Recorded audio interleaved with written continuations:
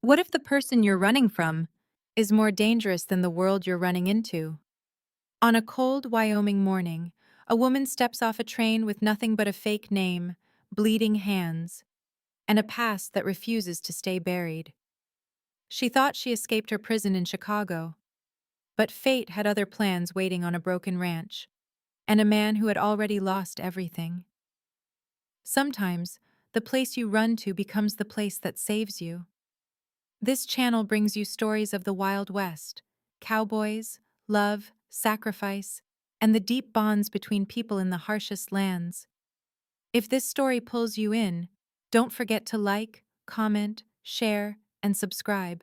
The Union Pacific locomotive let out a shrieking hiss, expelling a cloud of gray steam that swallowed the wooden platform of Oak Haven, Wyoming. Clara Vance didn't wait for the porter. She practically threw herself down the iron steps, her kid leather boots hitting the warped planks with a hollow thud. Beneath the heavy wool of her traveling cloak, she was trembling, though not from the biting autumn wind. Slowly, agonizingly, she uncurled her fingers from the handles of her tapestry reticule. The stiff fabric was stained a rusty brown. For 3 days and 2 nights, she had maintained a death grip on the concealed pearl-handled dagger inside her bag, terrified that at any stop, a man in a tailored Chicago suit would board the train and drag her back to a locked room. The crescent-shaped cuts in her palms burned, a sharp, grounding reminder that she was finally free. Clara Vance. She repeated the fake name in her head until it felt like a shield. Oak Haven was nothing more than a jagged scar of civilization cut into the endless sage-covered plains.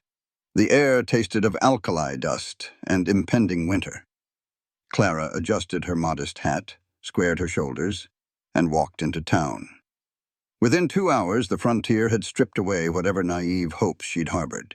She asked for a position at the boarding house, the assayer's office, and the local diner. The responses ranged from dismissive scoffs to outright hostility. Oak Haven had no patience for an Eastern woman with soft hands and a refined accent. To them, she was a runaway socialite, a lotus eater who would break her fingernails and quit before noon. Defeated and fighting a rising tide of panic, Clara stepped into the gloom of the local mercantile to buy a piece of dried meat. She had exactly $1 silver left to her name. That was when the light from the doorway was entirely eclipsed. The man who walked in didn't just occupy space, he commanded it. He was towering and broad-shouldered, dressed in a faded canvas duster that had seen better decades. A battered Stetson shadowed his face, but Clara could see the thick, jagged scar that slashed through his left eyebrow. He smelled of horse sweat, leather, and a deep, permeating sorrow. He dropped a crumpled dollar bill onto the counter. 2 bottles of rye, Miller. The clerk frowned, his eyes darting nervously toward the man. Silas, you've got 3 dozen head of cattle looking rib-thin out at Ironwood. You sure you don't want to put that toward some grain? I didn't ask for your ranching advice, Silas Thorne said, his voice like stones grinding together. I asked for rye. Clara stood motionless in the shadows near the flour barrels. Ironwood, a failing ranch.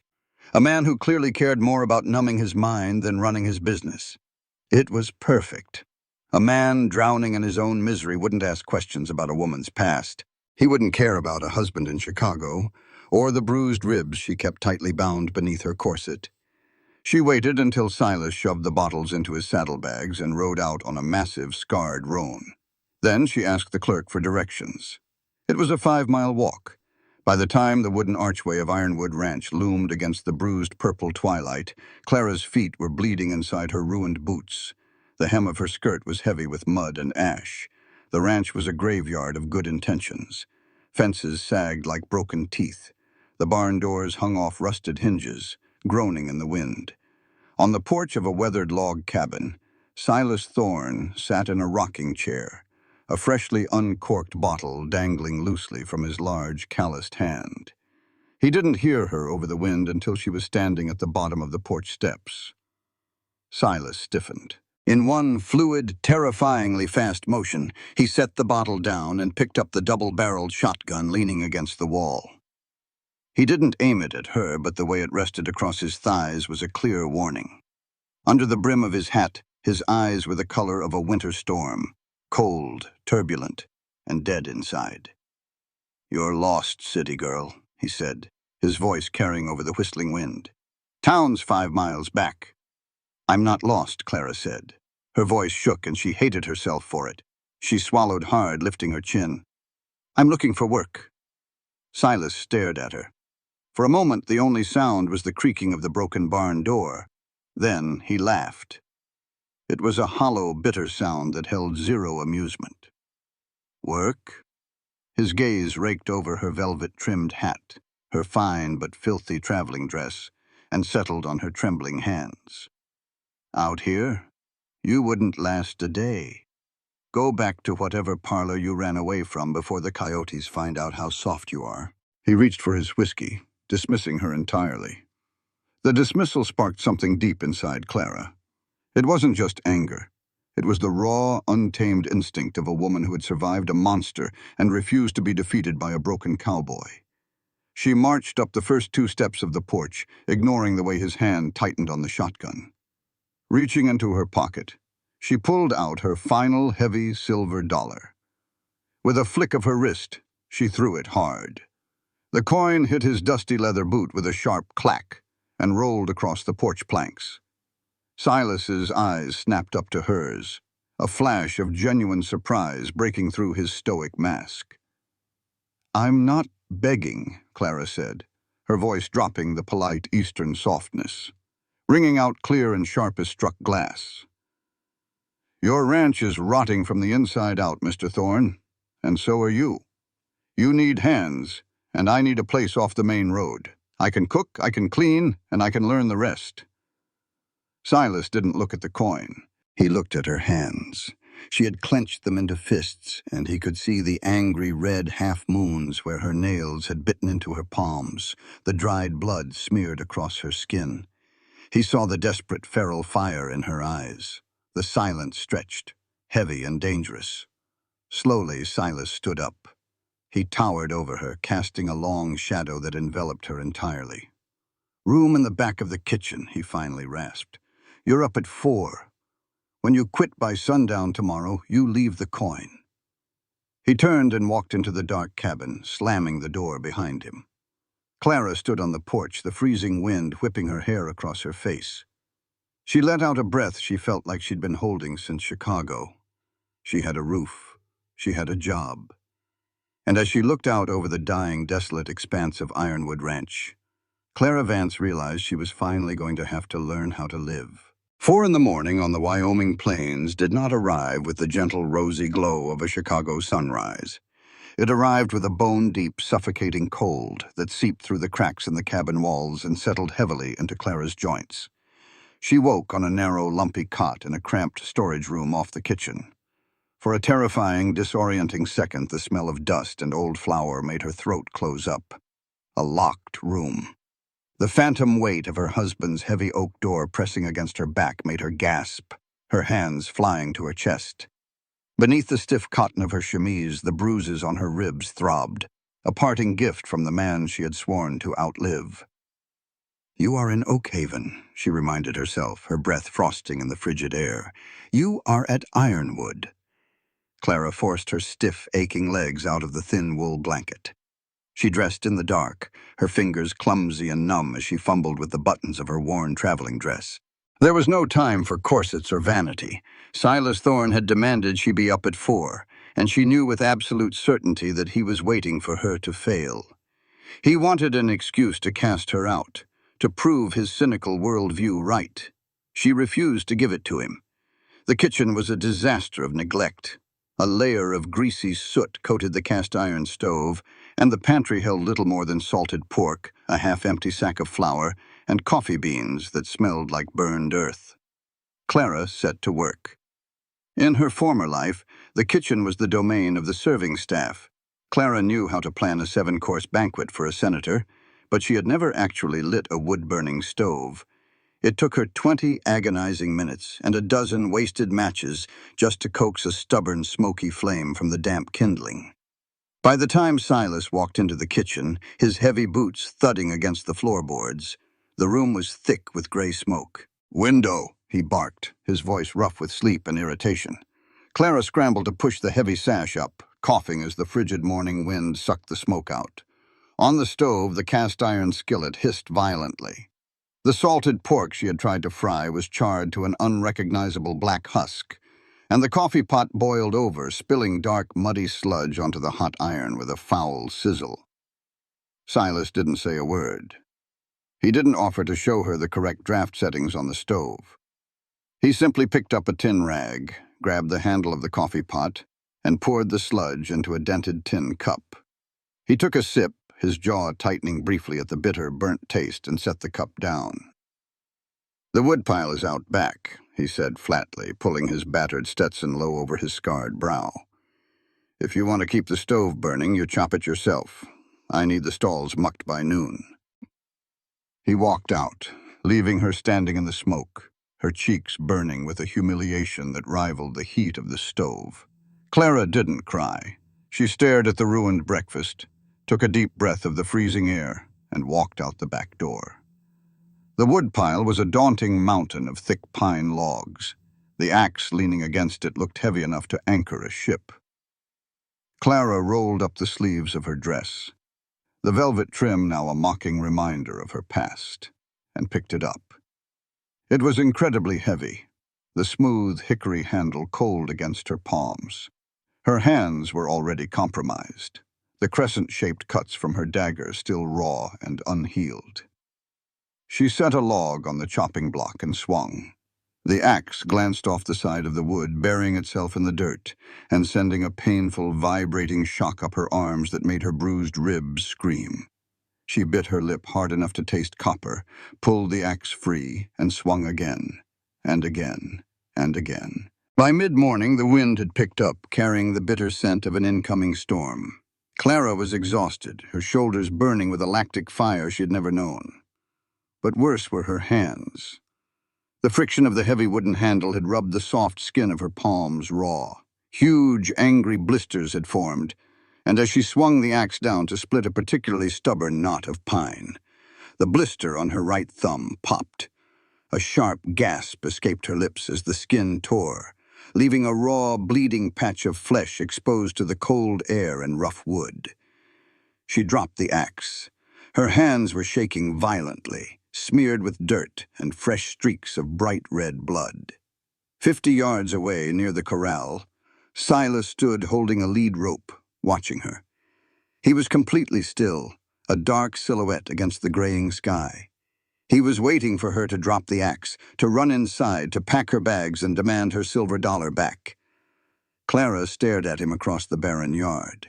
Her lungs heaved, taking in the sharp Wyoming air. She thought of the locked room in Chicago. She thought of the men in tailored suits. She bent down, picked up a handful of dry dirt and rubbed it roughly into her bleeding palms to give herself a grip. It stung with a blinding, white-hot agony. She picked up the axe. She swung. The log split perfectly in two. Silas turned his back and walked into the barn. By 2 in the afternoon, the sky bruised into a violent, churning purple. The wind died, replaced by an eerie, heavy silence. Then the heavens ripped open. It wasn't just rain, it was a deluge, a solid wall of freezing water that instantly turned the dusty earth of Ironwood into a slick, treacherous sea of mud. Clara was inside, desperately trying to scrub the soot from the kitchen floor, when she heard the frantic, high-pitched screaming. It didn't sound human. It sounded like an animal in mortal terror. She threw open the back door. Through the blinding sheets of rain, she saw Silas's roan horse pacing frantically near the edge of the creek bed that ran behind the barn. The creek, which had been a dry, cracked gulch that morning, was now a roaring, muddy torrent. Clara didn't think. She hiked up her heavy soaked skirts and ran into the storm. As she neared the bank, she saw him. Silas was waist-deep in the churning, freezing water and thick, sucking mud. His hat was gone, his dark hair plastered to his forehead. He was straining backward, the muscles in his broad back corded with supreme effort, pulling frantically on a slip rope. At the other end of the rope, Buried up to its neck in the collapsing mud bank was a newborn calf. Its mother paced on the opposite bank, bellowing in distress. The water level was rising inches by the minute. The mud was acting like quicksand, actively pulling the small creature under. "Come on!" Silas roared over the thunder, pulling until the rope bit deep into his leather gloves. But he was losing his footing. The mud beneath his boots gave way, and he slipped, going down to his chest in the freezing water. The rope went slack for a deadly second, and the calf sank an inch deeper, its nose barely above the waterline. Silas couldn't get enough leverage. The mud was too slick, the bank too steep. He was going to lose it. He was going to lose another thing on this cursed ranch. Suddenly a body slammed into the mud beside him. Silas gasped, turning his head sharply. Clara was there. Her expensive dress was plastered to her body, soaked in freezing mud and rain. Her hair had come loose, whipping wildly around her face.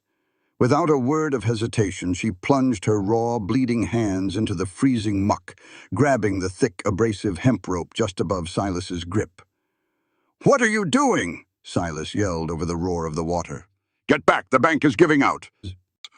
"Pull!" Clara screamed back, her voice lacking any trace of polite society. It was feral. She dug her ruined boots into the unstable mud bank, ignoring the agonizing pain radiating from her ribs and the stinging fire in her torn palms. She didn't let go. Silas stared at her for a fraction of a second, stunned by the sheer, desperate ferocity in her eyes. Then he shifted his boots, finding a sliver of bedrock beneath the mud. "On three!" he bellowed. "1, 2, 3!" Together they threw their combined weight backward. The rope groaned. For a terrifying second, the mud refused to yield. Clara's hands slipped, the rough hemp tearing open her blisters further, smearing blood into the rain. She screamed in exertion, throwing her shoulders back, refusing to let the darkness win. With a sickening schlup, the mud surrendered. The calf popped free, thrashing wildly as Silas and Clara hauled it up the steep embankment. They collapsed onto the flat, relatively solid ground above the creek. The rain pounded relentlessly against them. The calf, shivering and covered in muck, scrambled to its feet and let out a bleat before staggering away toward the barn, instinctively seeking shelter. Clara lay on her back in the mud, her chest heaving violently, gasping for air. Her hands were curled into tight, agonizing fists against her chest. She had never been so cold, so filthy, or in so much physical pain in her entire life. A shadow fell over her face. Silas was on his hands and knees beside her. He was breathing heavily, water dripping from his jaw, the jagged scar on his face stark against his pale skin. He looked down at her.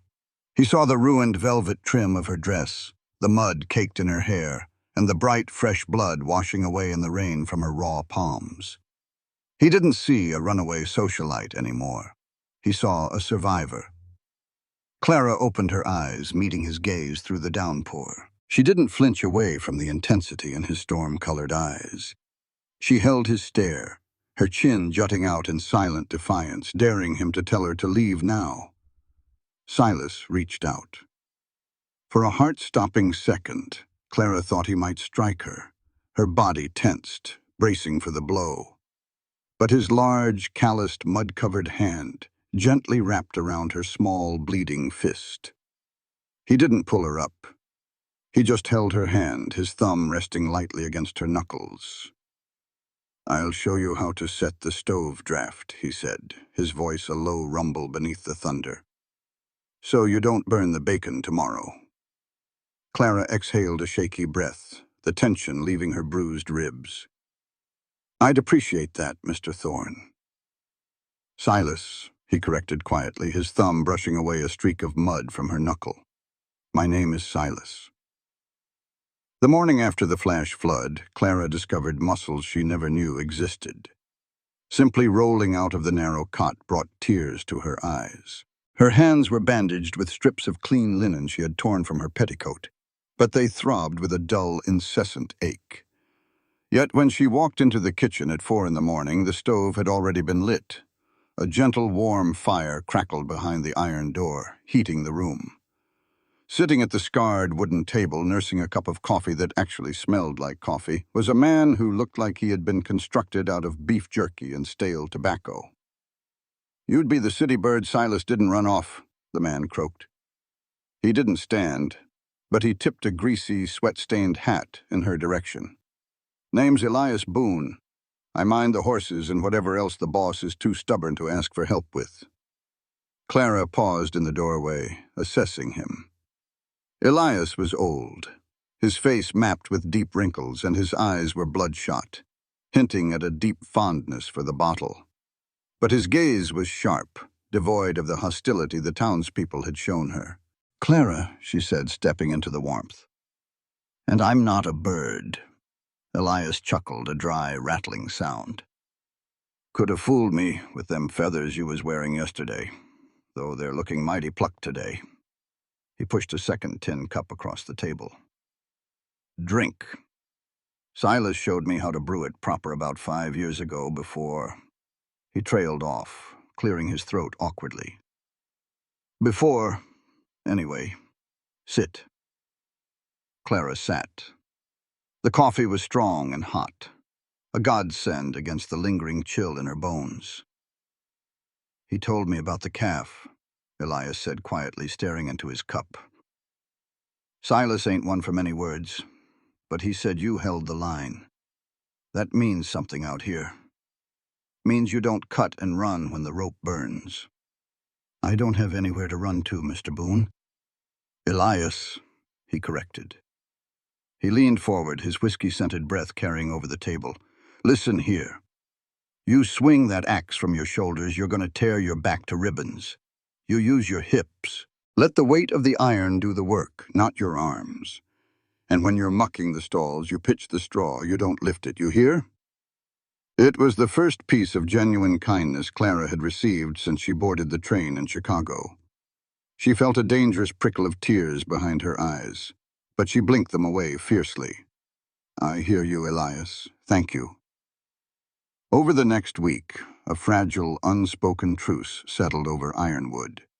With Elias's gruff tutelage, Clara learned how to survive the brutal physical demands of the ranch. She learned how to angle the axe, how to properly render fat for soap, and how to bake biscuits that didn't double as doorstops. She also began to clean. Not just the surface dirt, but the deep neglected grime of 2 years of depression. She scrubbed the windows until the Wyoming sun poured into the cabin, illuminating corners that had been dark for seasons. She took a needle and thread to Silas's torn shirts, leaving them neatly folded on his chair. Silas noticed. He never said a word of thanks, but Clara caught him pausing in the doorway, staring at the clean windows, or running his thumb over the meticulously mended tear in his canvas duster. The heavy, oppressive silence of the house began to lift, replaced by the quiet domestic sounds of a home trying to breathe again. The forced proximity of the small cabin created an undeniable tension.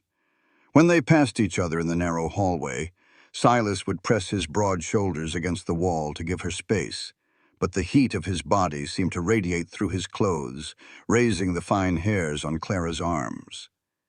When he handed her a bucket of fresh milk, his calloused fingers would accidentally brush hers, and the contact would linger just a second too long, sending a jolt of electricity straight to her chest. He was a broken man, covered in scars, both visible and unseen. But Clara saw the way his hands, so rough and violent with an axe, were incredibly gentle when he checked the injured leg of a foal. She saw the sorrow that lived permanently behind his storm-gray eyes. She understood it, because she carried her own ghosts. The fragile peace shattered on a Tuesday afternoon. Clara was on the porch, shaking out a heavy rug, when the sound of an approaching carriage broke the silence of the plains. It wasn't a ranch wagon. It was a sleek, black-lacquered buggy drawn by 2 matched jet-black geldings. It looked obscenely out of place against the dusty, rugged backdrop of Ironwood. Silas emerged from the barn, a pitchfork in his hand, his posture instantly rigid. A man stepped down from the buggy. He was immaculately dressed in a tailored charcoal suit, a silver pocket watch chain gleaming against his silk vest.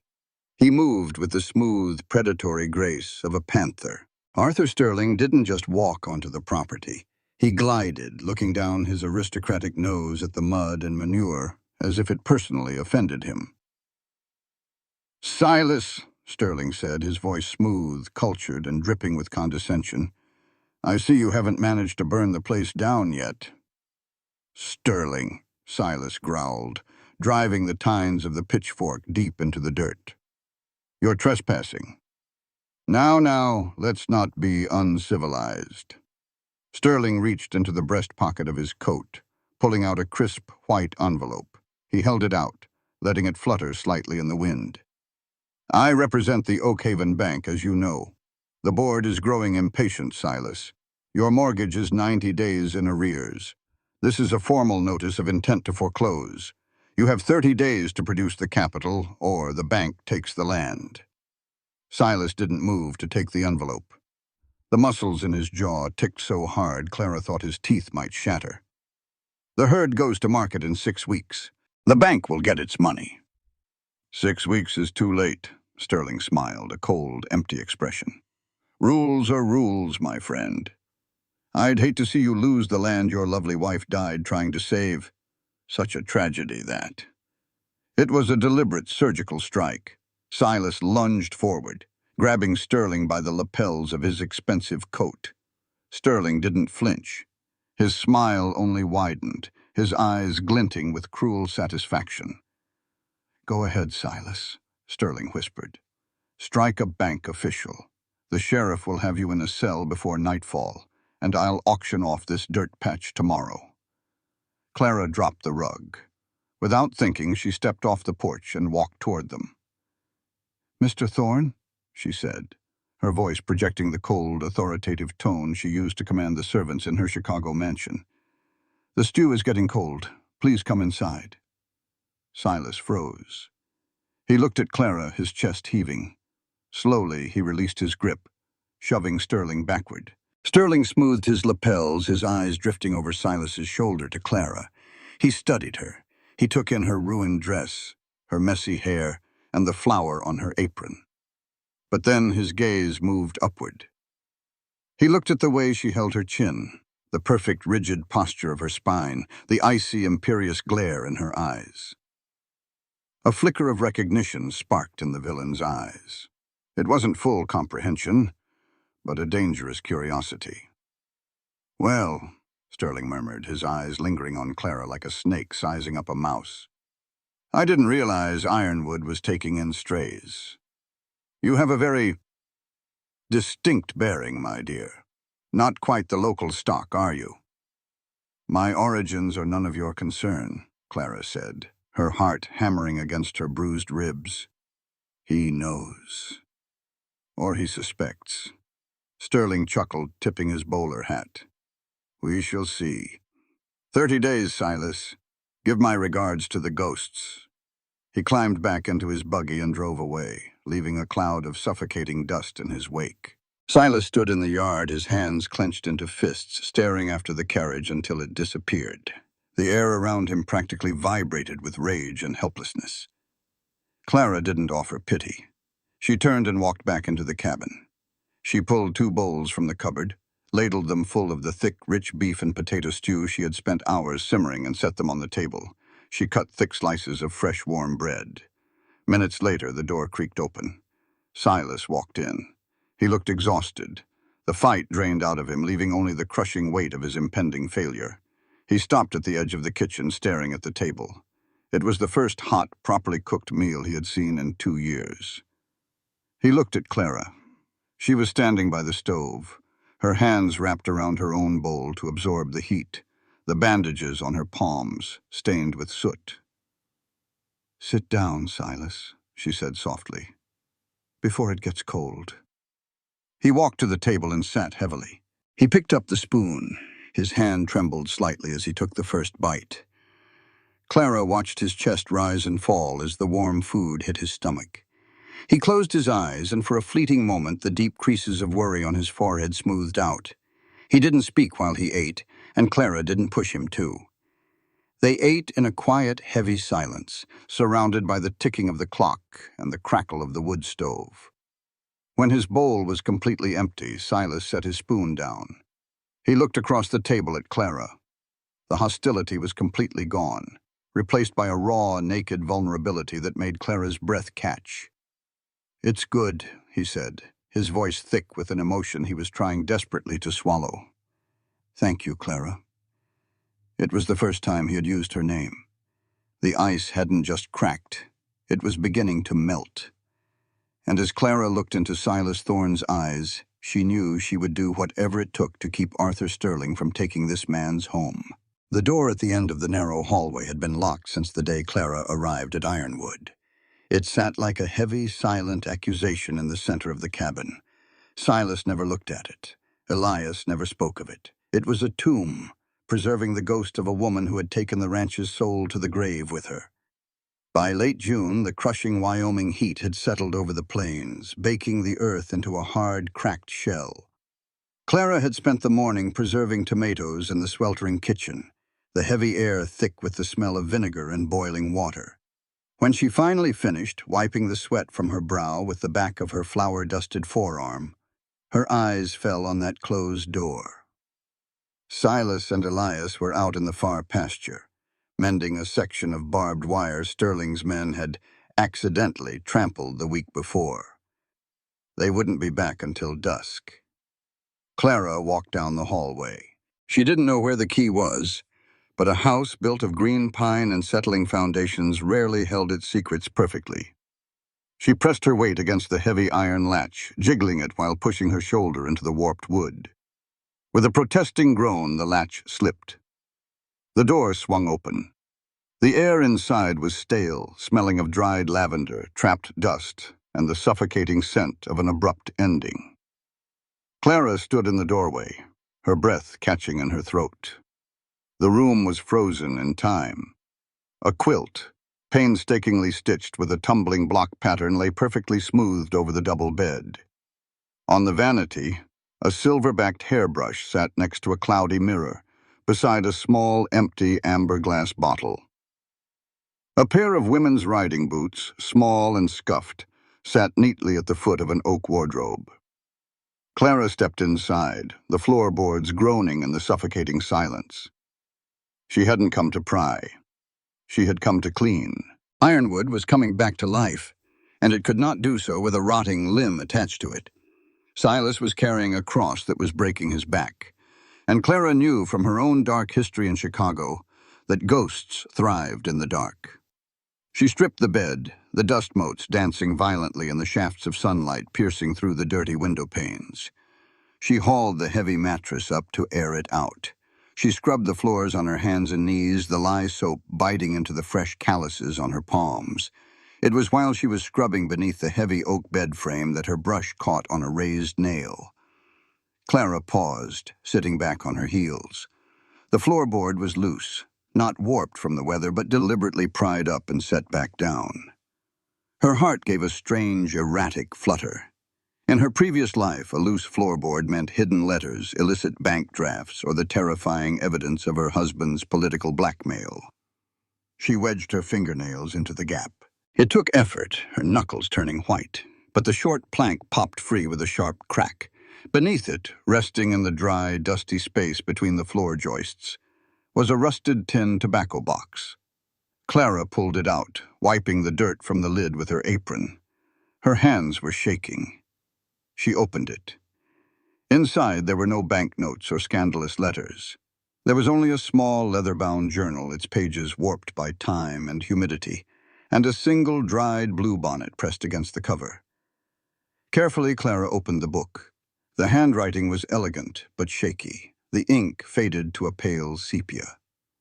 October 14th, the first entry on the open page read, "The cough has returned, deeper this time. Dr. Harrison says the consumption is settling in my lungs. The medicine costs $3 a week, $3 we do not have. Silas sold his favorite saddle today to buy the first bottles. He smiled when he handed them to me, but I saw the terror in his eyes. He is a good man. Too good to lose this land because of my failing lungs." Clara's chest tightened. She turned a few pages, her eyes scanning the increasingly frantic spidery script. November 2nd. The winter is coming early. The herd needs feed or they will starve before January. I asked Silas about the bank loan, and he lied to me. He said we were fine, but I found the ledger. We are ruined. The medicine takes every spare cent. If I live, Ironwood dies. If Ironwood dies, Silas will have nothing left. He loves this dirt more than his own heartbeat. And I love him. Clara's breath hitched. A cold dread, completely at odds with the stifling summer heat, washed over her. She flipped to the final entry, dated just days before the woman's death 2 years ago, December 1st. I poured the laudanum and the quinine out into the snow behind the barn this morning. I will tell Silas that Dr. Harrison's supplier in Omaha was delayed by the blizzard. The money he set aside for my apothecary bill is still in the jar. He will find it, and he will buy the winter feed. My chest is on fire, and it is so hard to breathe. I pray God forgives me the lie.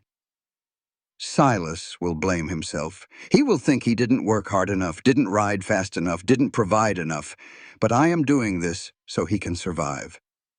Ironwood must survive. Forgive me, my love. A tear slipped down Clara's cheek, splashing onto the brittle paper. Mary Thorne hadn't died because Silas failed her. She had martyred herself to the freezing Wyoming winter to save him. And for 2 years, Silas had been torturing himself, drinking poison, and letting the ranch rot because he believed he was a failure. A low rumble of thunder rattled the window panes. Outside, the sky was rapidly bruising into the violent indigo shades of a summer squall. The heavy thud of boots sounded on the porch, followed by the slam of the front door. "Clara!" Silas's voice boomed down the hallway. "Storm's breaking. Did you get the shutters?" He stopped dead in the doorway of the master bedroom. The color drained from Silas's face so fast he looked like a corpse. His storm-gray eyes darted from the stripped bed to the bucket of soapy water and finally to Clara, who was sitting on the floor with the open journal in her lap. "What are you doing in here?" His voice was a lethal, quiet whisper, the kind of quiet that precedes a landslide. Clara stood up slowly, clutching the leather-bound book to her chest. "Silas, I was cleaning. The ranch is moving forward. You can't keep this room like a—" "Get out!" He took a step into the room, his large frame vibrating with a terrifying, suppressed rage. "I told you never to touch this room. Who gave you the right to put your hands on her things?" "Silas, listen to me," Clara pleaded, stepping toward him instead of away. In Chicago, when a man yelled, she cowered. Here, with the scent of rain and dust in the air, she stood her ground. "You need to read this." She hid it under the floorboards. She held the journal out. Silas looked at it like it was a coiled rattlesnake. He knocked her hand away, the leather book hitting the wet floorboards with a smack. "I don't want to read it. I want you out of this room." "She didn't die because you couldn't afford the medicine," Clara screamed, her voice cracking like a whip over the booming thunder outside. Silas froze. The air sucked out of the room. "What did you say?" "She poured the medicine into the snow, Silas." Clara bent down, snatching the book from the floor, and shoved it hard against his chest, forcing him to take it. "She poured it out so you could buy winter feed. She chose to die so you wouldn't lose Ironwood. Read it." Silas stared down at the book in his massive, dirt-stained hands. His breathing turned ragged, uneven. Slowly, with trembling fingers, he opened to the dog-eared page.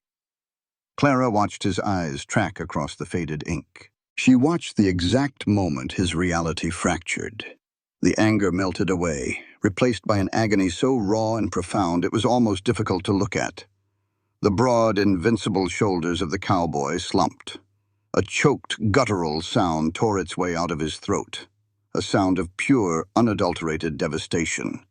He didn't yell. He didn't throw the book. He turned around, walking like a blind man, and stumbled down the hallway. He hit the front door, pushing it open, and walked out into the torrential summer downpour. Clara followed him. The rain was a solid sheet of gray, instantly soaking her dress. Silas had made it halfway across the muddy yard before his knees simply gave out. He collapsed into the mud, his large hands gripping his hair, his head bowed to the earth. The sky roared with thunder, but it couldn't drown out the sound of a man breaking into 1,000 pieces. "I killed her," Silas sobbed, his voice ragged and broken, the rain washing the tears and dirt down his scarred face. "I let her die for dirt, for goddamn dirt." Clara fell to her knees in the mud beside him. She didn't offer him sweet, useless platitudes. She knew the patronizing sting of people saying, "It will be all right." It wasn't all right. It was horrific. She grabbed the lapels of his soaked shirt, hauling him upward so he was forced to look at her. "You didn't kill her," Clara yelled fiercely, the rain plastering her hair to her skull. "She made a choice for the man she loved. You think you're honoring her by drinking yourself to death? By letting Arthur Sterling take the land she traded her life for?" Silas stared at her, his eyes bloodshot and wild, chest heaving. "I didn't know. God, Clara, I didn't know." "I know," she said, her voice dropping, fiercely intense. "But you know now.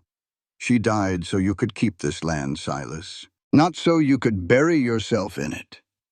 Silas let out a shuddering breath that seemed to carry 2 years of stagnant, rotting grief out of his lungs. He slumped forward, the last of his resistance breaking. Clara caught him. She wrapped her arms around his broad, shaking shoulders, pulling his face into the crook of her neck. He buried his face in her collarbone, his massive arms wrapping around her waist with a desperate, crushing grip. He wept, the ugly, tearing sobs of a man who had finally put down a weight he was never meant to carry. They stayed there in the mud, the summer storm raging around them. Clara held him, resting her chin on his wet hair, her scarred hands rubbing soothing circles into his back. For the first time in his life, Silas Thorne let someone else carry his weight. And for the first time in her life, Clara Vance realized her hands were strong enough to hold a man together instead of pushing him away. August arrived in Wyoming not with a whisper, but with a golden, blazing intensity that turned the prairie grass into an ocean of dry amber. The atmosphere at Ironwood had fundamentally shifted after the storm. The oppressive, suffocating grief that had coated the cabin like soot was gone. Silas was a different man. He still didn't smile often, and he was still a man of few words, but the deadness in his eyes had been replaced by a fierce, quiet determination. He worked from dawn until dusk, fixing fences, trading horses, and preparing the herd for the autumn drive. And Clara had changed with him. The terrified, bruised woman who had stepped off the train in Oakhaven was a ghost. Her velvet dresses had been cut down and remade into practical, sturdy skirts. Her skin was tanned from the sun, and her hands were heavily calloused, bearing the proud scars of axe handles, hot stoves, and barbed wire. The forced proximity of the ranch, once a source of nervous tension, had evolved into a slow, burning friction that left Clara breathless. It was in the quiet moments. It was the way Silas would silently take the heavy water buckets from her hands when she walked back from the creek, his fingers brushing hers, sending a jolt of heat straight to her chest. It was the way he watched her when he thought she wasn't looking, his storm-gray eyes dark and heavy, tracking her movements across the kitchen with a hungry, possessive intensity that made her stomach flutter. In Chicago, the gaze of a man meant danger. It meant control. But when Silas looked at her, Clara didn't feel hunted. She felt seen. One evening, after a grueling day of branding calves, they sat on the porch. The sun had dipped below the jagged horizon, painting the sky in violent streaks of crimson and bruised purple. Elias was snoring softly in the bunkhouse. The only sound was the chirping of crickets and the occasional lowing of the cattle. Clara was attempting to mend a tear in Silas's heavy leather work gloves, struggling to push the thick needle through the tough hide. Silas was sitting on the top step, whittling a piece of pine with his hunting knife. He stopped, watching her struggle in the fading light. "Give it here," he said quietly, his voice a low rumble in the quiet night. Clara sighed in frustration and handed him the glove and the needle. Silas didn't take them. Instead, his large, rough hand closed gently over hers. Clara's breath hitched. She froze. Silas didn't pull away. He turned her hand over, his thumb lightly tracing the rough, raised calluses on her palm, dragging softly over the faded crescent-shaped scars where her fingernails had cut into her flesh on the train. His touch was absurdly gentle for a man of his size. "You've got Ironwood hands now," he murmured, his thumb stroking her skin, sending a shiver down her spine that had nothing to do with the cool evening breeze. "They aren't very ladylike anymore," Clara whispered, unable to pull her gaze away from his face. Silas looked up, his eyes meeting hers. The space between them suddenly felt suffocatingly small. The heat radiating from his body was a tangible force. "They're the most beautiful hands I've ever seen," he said, his voice dropping an octave, thick with a suppressed desire that made Clara's pulse pound in her ears. He leaned in, the scent of him, leather, pine, and male sweat, wrapped around her. Clara's heart hammered against her ribs. She didn't pull back. Her eyes fluttered shut, her lips parting slightly, anticipating the warmth of his mouth. A coyote howled in the distance, a sharp, lonely sound that shattered the spell. Silas jerked back, clearing his throat harshly. He stood up, dropping the leather glove onto the chair. "I need to check the south gate," he muttered, his voice rough. He strode off the porch into the darkness, walking fast like a man fleeing a burning building. Clara sat in the rocking chair, her heart racing, her lips tingling with the phantom pressure of a kiss that hadn't happened. She pressed her scarred hands to her flushed cheeks, terrified and thrilled by the realization that she was falling hopelessly, entirely in love with a broken cowboy. The next morning, the reality of the frontier broke their isolated bubble. They needed supplies before the autumn freeze set in. The ride into Oakhaven in the buckboard wagon was quiet, thick with the unresolved tension of the night before. The town was bustling with late summer trade. Cattlemen, prospectors, and merchants crowded the dusty street. When Clara stepped down from the wagon, she didn't cast her eyes to the dirt as she had on her first day. She walked beside Silas, her spine straight, her chin high. They entered Dempsey's general store and boarding house. Cora Dempsey, a formidable widow with iron-gray hair and a shotgun kept permanently under the counter, looked up from her ledger. Cora's sharp eyes darted from Silas, who looked healthier, broader, and more dangerous than he had in years, to Clara, in her simple calico dress and dusty boots. "Well, I'll be damned," Cora said, a slow, approving smirk spreading across her lined face.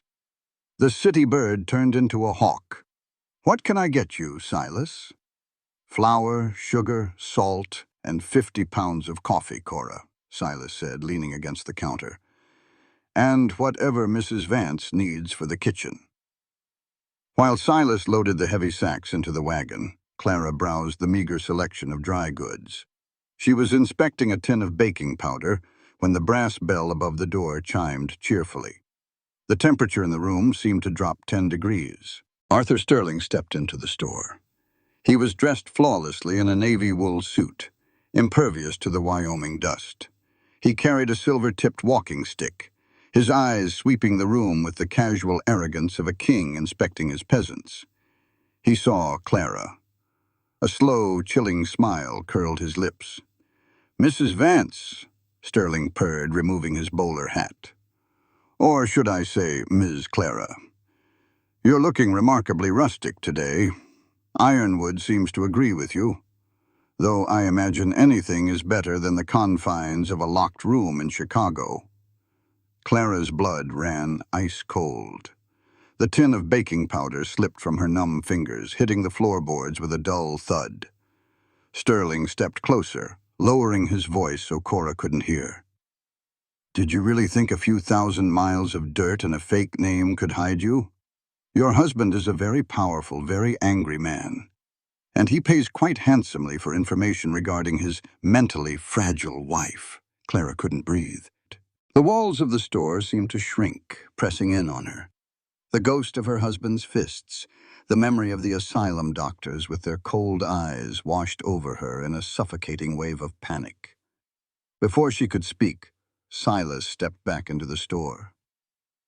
He saw Sterling standing entirely too close to Clara, saw the stark, bloodless terror on her face.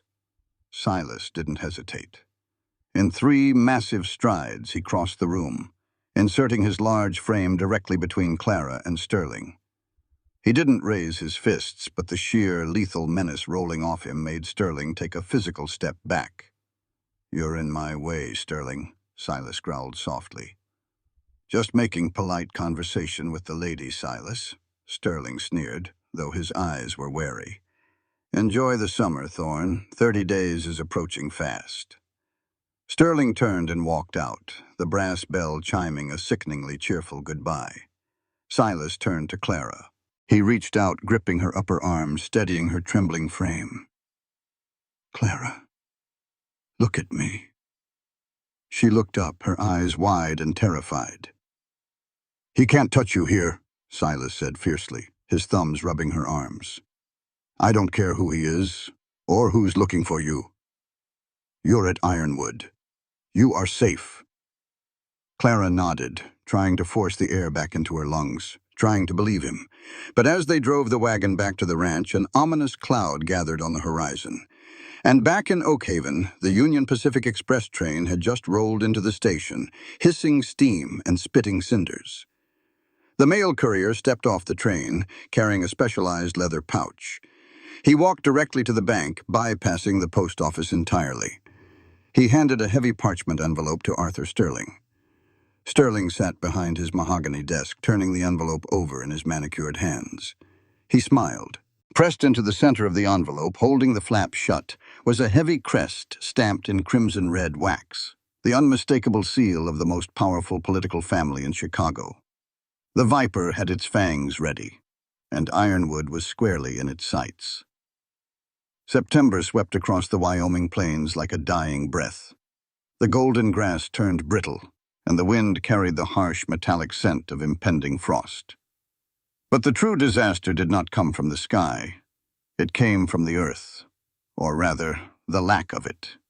Silas burst through the back door of the kitchen, his boots caked not in mud but in fine, chalky dust. His chest heaved beneath his sweat-stained canvas shirt, his storm-gray eyes dark with a wild, contained panic.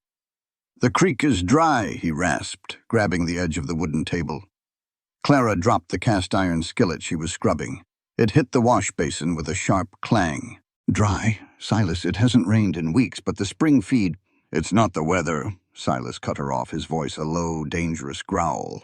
He grabbed a tin cup and filled it from the drinking bucket, downing it in one long swallow. "Elias and I rode up to the North Ridge, Sterling's men. They built a dam at the bottleneck of the canyon just past our property line. They've diverted the entire flow into a reservoir on the adjoining parcel, the one the bank seized last month." Clara's stomach plummeted. "Can they legally do that?" "Out here, legality is written by whoever holds the most paper," Silas sneered, wiping his mouth with the back of his hand. "He filed a municipal water claim in Oakhaven. Said he's building an irrigation project. It's a lie. He's choking us out. We have 36 head of cattle in the lower pasture. Without that creek, they'll be dead in 4 days. The reality of the frontier was brutal and absolute.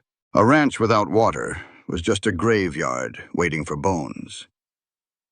"We'll buy water," Clara said firmly, wiping her wet hands on her apron. "We can take the wagon into town, fill the barrels at the public well." Silas shook his head, the jagged scar on his brow tightening. "It's a 10-mile round trip. We can't haul enough water fast enough to keep a herd that size alive. He knows it. He's trying to break me before the 30-day foreclosure notice is up." "Then we break the dam," Clara said. The words slipped out of her mouth before she could stop them. They were violent, impulsive, and completely unladylike. Silas looked at her, his eyes flashing with a sudden dark heat. A month ago, the city girl would have suggested writing a letter to a judge. Today, the woman standing before him with calloused hands and a fierce jaw was suggesting dynamite. He stepped closer, reaching out to tuck a stray lock of hair behind her ear. His rough fingertips brushed her jawline, sending a tremor down her spine. "If I touch that dam, the sheriff will have me in chains for destroying municipal property," Silas said softly, his thumb lingering on her skin. Sterling wants me to react. He wants me in a cell. We do this smart, Clara. Elias and I will start moving the herd toward the eastern boundary. There's a muddy seep there. It's not much, but it might buy us a week. He kissed her forehead, a brief, hard press of his lips against her skin that felt like a brand, and walked back out into the dust. By the third day, the air at Ironwood was thick with the sounds of suffering. The low, mournful bellowing of the thirsty cattle echoed across the plains, a sound that tore at Clara's heart. Silas and Elias were sleeping in the saddle, working themselves to the bone to haul buckets from the meager seep. But it was a losing battle. They needed supplies. They needed rope, salt, and whatever spare barrels Cora Dempsey could part with. With Silas refusing to leave the herd, Clara volunteered to drive the buckboard wagon into Oakhaven alone. "Keep the shotgun on the seat next to you," Silas had ordered, his eyes shadowed with exhaustion. "Don't stop for anyone." Clara managed the team of horses with a newfound confidence. The leather reins felt familiar against her scarred palms. She drove into Oakhaven just as the afternoon sun cast long skeletal shadows across the dirt street. The town felt different today. The air was charged, heavy with the unspoken knowledge that Ironwood was falling. Clara ignored the stares of the townsfolk as she loaded her supplies at Dempsey's. "He's a snake, Clara," Cora Dempsey warned softly, helping her hoist a heavy sack of flour into the wagon bed. "Sterling. He's got the sheriff in his pocket and the judge on his payroll. Tell Silas to watch his back." "Silas is watching," Clara said grimly. She paid Cora and turned to walk to the telegraph office to send an order for grain. The alleyway between the saloon and the assayer's office was narrow, cloaked in deep shadow. Clara was halfway down the dirt path when a figure stepped out from behind a stack of empty crates, blocking her path. Arthur Sterling. He was wearing a perfectly tailored charcoal suit, a gold watch chain catching the dim light. He smiled, but it was the smile of a predator that had finally cornered its prey. "Mrs. Vance?" Sterling said, stepping forward. "Or should I say, Mrs. Richard Montgomery?" Clara's heart stopped. The blood rushed from her head, leaving a loud, rushing static in her ears. She stumbled back a step, her spine hitting the rough wooden wall of the saloon. Sterling pulled a heavy parchment envelope from his breast pocket. The red wax seal had been broken. "A fascinating correspondence. Your husband is a very influential man in Chicago, Clara. A state senator with aspirations for the governor's mansion. You can imagine his embarrassment when his beloved wife suffered a complete mental collapse and vanished into the night with a considerable amount of his family's heirloom jewelry." "I didn't steal anything," Clara breathed, her voice trembling. The phantom pain in her ribs flared to life. "That jewelry belonged to my mother." "Semantics," Sterling waved his hand dismissively. "The law belongs to men like your husband, and men like me. Senator Montgomery holds a great deal of sway over the federal railroad commissions. I need his favor, and as it turns out, I have exactly what he wants." Sterling stepped closer. The smell of his expensive bay rum cologne made Clara nauseous. It smelled like Chicago. It smelled like her cage. "He has offered a substantial reward for your safe return to the medical facility he arranged for you," Sterling continued smoothly. "A private asylum, I believe. Very secure. Padded walls, heavy locks. The doctors there are eager to resume your treatments." Clara clamped her hands over her ears, a whimpering gasp escaping her lips. "No, no, please. But I am a reasonable man," Sterling whispered, leaning in so close she could feel his breath on her cheek. "I don't actually care about your domestic disputes. I care about Ironwood. And Silas Thorne is proving to be a stubborn mule." He stepped back, adjusting his cuffs. "Here is my proposition, Clara. You will pack your bags tonight. You will take the midnight express train east. You will return to your husband. If you do this, I will buy Ironwood at auction next week, and Silas Thorne walks away a free, albeit penniless man." Clara lowered her hands, her eyes wide with horror. "And if I stay?" Sterling's smile vanished, replaced by a mask of absolute cruelty. "If you stay, I will send a telegraph to the federal marshals tonight. I will inform them that Silas Thorne, a desperate and violent rancher, kidnapped the mentally unstable wife of a state senator and has been holding her hostage for months. The Mann Act is unforgiving, Clara. Transporting a woman across state lines for immoral purposes, kidnapping. Silas won't just lose his ranch. He will hang from the gallows at the territorial prison. And you will be shipped back to the asylum anyway." The alleyway spun. Clara pressed her palms flat against the rough wood of the building to keep from collapsing. He had her. He had perfectly, flawlessly trapped her. "Silas didn't kidnap me," she choked out. "I came here on my own." "Who will they believe?" Sterling laughed softly. "A powerful politician and a respectable bank manager? Or a ruined, debt-ridden cowboy and a woman documented as medically insane? You have until midnight, Clara. If you are not on that train, I send the wire. Silas Thorne's life is entirely in your hands." He tipped his bowler hat and walked out of the alley, leaving Clara suffocating in the shadows. The ride back to Ironwood was a blur of unspeakable agony. Clara didn't feel the rains cutting into her palms. She didn't feel the biting autumn wind. She only saw the gallows. She saw Silas, the man who had pulled her out of the mud, the man who looked at her scarred hands and called them beautiful, with a rope around his neck. Because of her. Because she was a curse. She arrived at the ranch long after dark. The cabin was quiet. Elias was snoring in the bunkhouse, and Silas was asleep at the kitchen table, his head resting on his crossed arms, a half-empty cup of cold coffee beside him.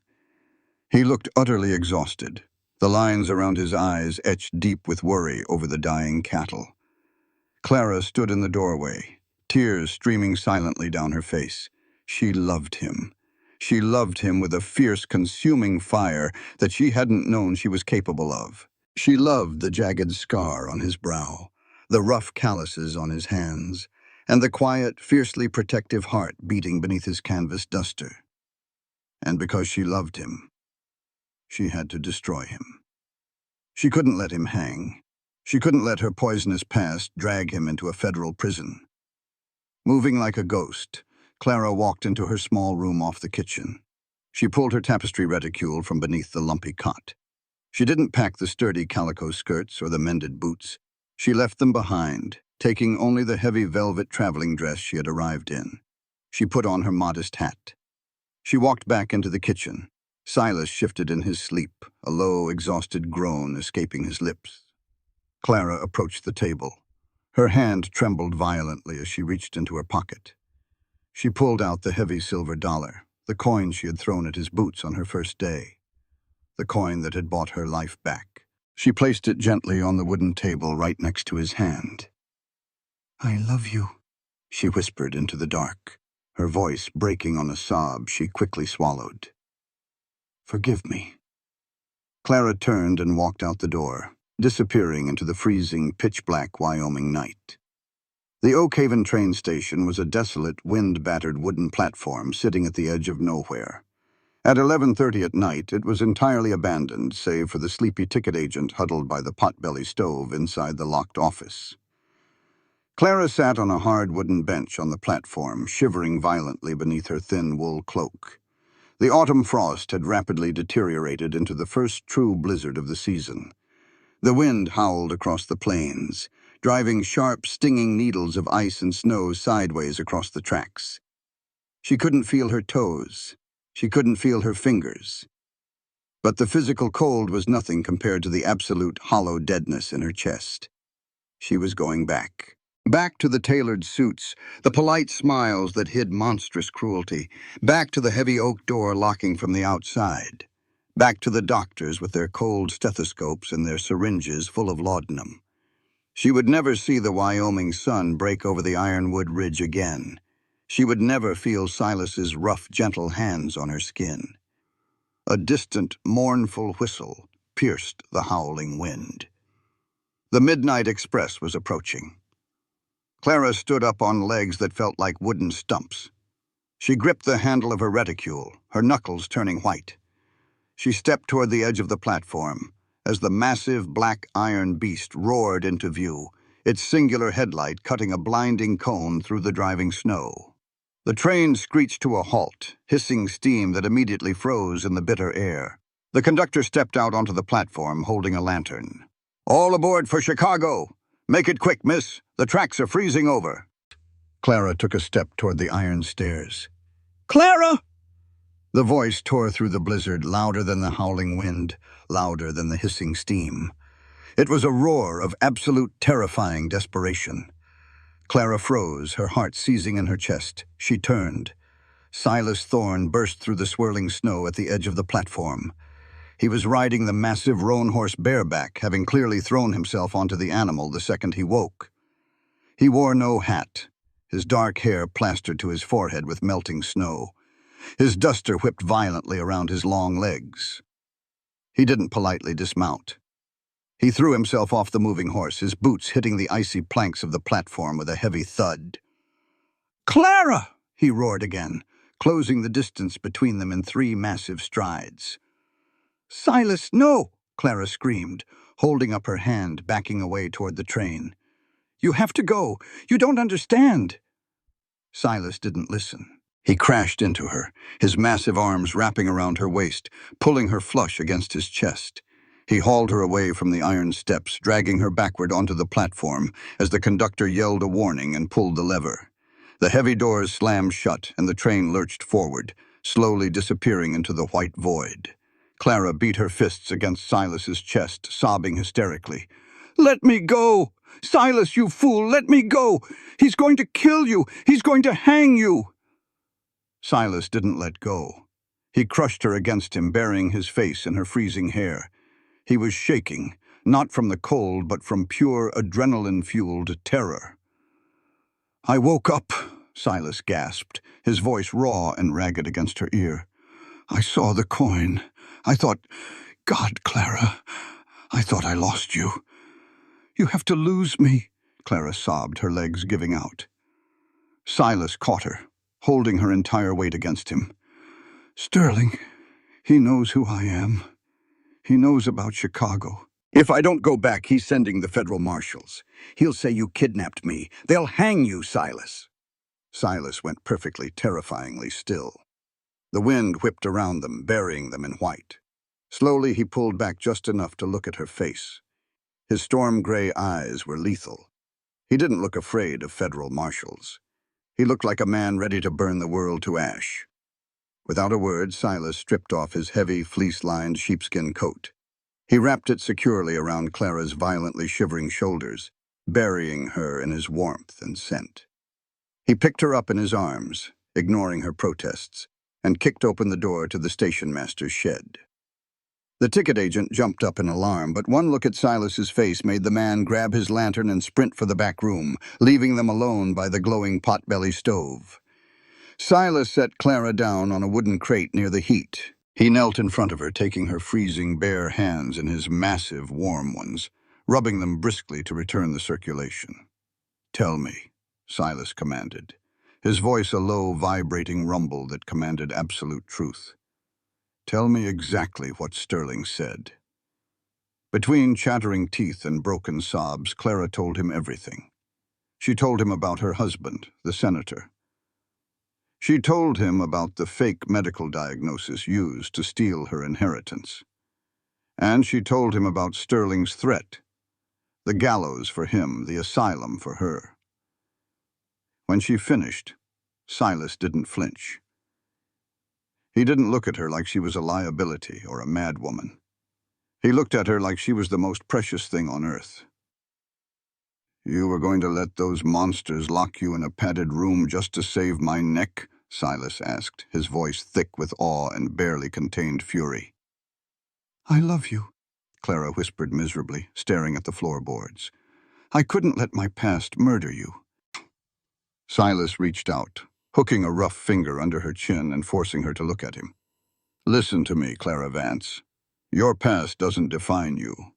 That coward in Chicago doesn't own you, And Arthur Sterling is a dead man walking if he thinks he can take you from me. Ironwood is your home. You belong to me, and I belong to you. We do not run." Clara stared into his eyes, drawing strength from the unyielding iron in his gaze. The panic began to recede, replaced by the warming heat of the stove and the fierce security of his presence. She sniffled, wiping her nose with the oversized sleeve of his coat. "But Silas, he has the law. He has the bank. He choked off the water. Why is he doing this? All this effort, blackmailing a senator, risking federal extortion charges, just for a failing cattle ranch." The question hung in the quiet shed, punctuated only by the crackle of the stove. Clara's brow furrowed. The cogs of her highly educated, politically trained mind began to turn. The terror of the alleyway had blinded her, but now, sitting in the safety of Silas's coat, the logic didn't add up. "Silas," she said slowly, her voice losing its tremor, "Sterling is a railroad baron. He doesn't care about cattle. He doesn't care about grazing land." Silas frowned, rubbing his jaw. "Then why dam the creek? Why seize the exact parcels of land bordering mine?" Clara stood up. She walked over to the wall of the station master's shed. Pinned to the pine boards was a massive, detailed topographical map of the Wyoming Territory, heavily marked with the Union Pacific Railroad's existing tracks. She stared at the map. She remembered the dinners she had been forced to host in Chicago. The cigar smoke, the brandy, the wealthy men leaning over blueprints, discussing gradients, elevations, and the limitations of steam locomotion. Steam. "Oh, my God," Clara breathed, her eyes widening. She traced a finger along the red line of the proposed railroad expansion, leading it right through the valley that bordered Ironwood. "Silas, the new transcontinental route. They've been debating how to cross the Oak Haven Pass for years. The grade is too steep for the current engines." "I know," Silas said, standing up to join her. "That's why the town is dying. The railroad is bypassing us 50 miles to the north." "No, they aren't," Clara said, her voice rising with sudden electrifying clarity. She tapped the map aggressively. "They changed the route. Sterling knows it. A steam locomotive pulling heavy freight up a steep grade consumes thousands of gallons of water. They can't make it over the pass without a refilling station." She turned to look at Silas, her eyes blazing with the fierce, sharp intellect that had terrified her husband. "Silas, where does your creek come from?" "It's an artesian spring," Silas replied, his brow furrowing as he tried to keep up with her racing mind. "It bubbles up from a subterranean aquifer deep under the bedrock at the center of Ironwood. It's the only reliable year-round water source that doesn't freeze solid in the winter for 50 miles. "That's it," Clara whispered, a slow, dangerous smile spreading across her face. "Sterling isn't trying to steal your land to raise cattle. He's trying to steal the aquifer. He wants to sell the water rights to the Union Pacific. Without Ironwood's water, the trains can't cross the pass. Ironwood is the key to a billion-dollar rail empire." Silas stared at the map, the realization hitting him like a physical blow. That son of a bitch. He dammed the creek upstream not just to kill my herd, but to hide the fact that the aquifer sits entirely on my deed. "He used my husband's threats because he was desperate," Clara said, the last remnants of her fear evaporating, replaced by a cold, calculating fury. "He knew you would fight a foreclosure, but he thought I would run. He thought we were victims." Clara turned away from the map. She walked back to Silas, grabbing the lapels of his canvas shirt. The trembling city bird was dead. The woman standing before him was a predator who had learned how to hunt from the worst monsters in Chicago. "He threatened my freedom, and he threatened your life," Clara said, her voice dropping to a lethal velvet whisper. "We aren't running, Silas. We are going back to Ironwood, and we are going to bury Arthur Sterling." Silas looked down at the fierce, beautiful woman wrapped in his oversized coat. A slow, wicked grin spread across his scarred face. He wrapped his hand around the back of her neck, pulling her in, and kissed her. A hard, bruising, desperately hungry kiss that tasted of snow, smoke, and absolute victory. "Yes, ma'am," Silas murmured against her lips. "Let's go hunting." The ride back to Ironwood from the Oakhaven station was a frozen, silent vigil. The blizzard had blown itself out by 3 in the morning, leaving the Wyoming plains buried under a suffocating blanket of pristine, glittering white. The sky cleared, revealing a canopy of stars as hard and cold as diamonds. Wrapped in Silas's heavy sheepskin coat, Clara sat in front of him on the massive roan horse. His arms were bracketed around her, holding the reins, his chest a solid, steady furnace against her back. They didn't speak. The time for words had passed. They both knew that when the Midnight Express arrived in Chicago without Clara, Arthur Sterling would make his final, lethal move. When they rode under the wooden archway of Ironwood, the ranch was dead quiet. But it was a fragile, brittle quiet, the kind that precedes a snapping branch. Inside the cabin, Silas didn't light the kerosene lamps. He moved in the blue-silver light of the moon reflecting off the snow.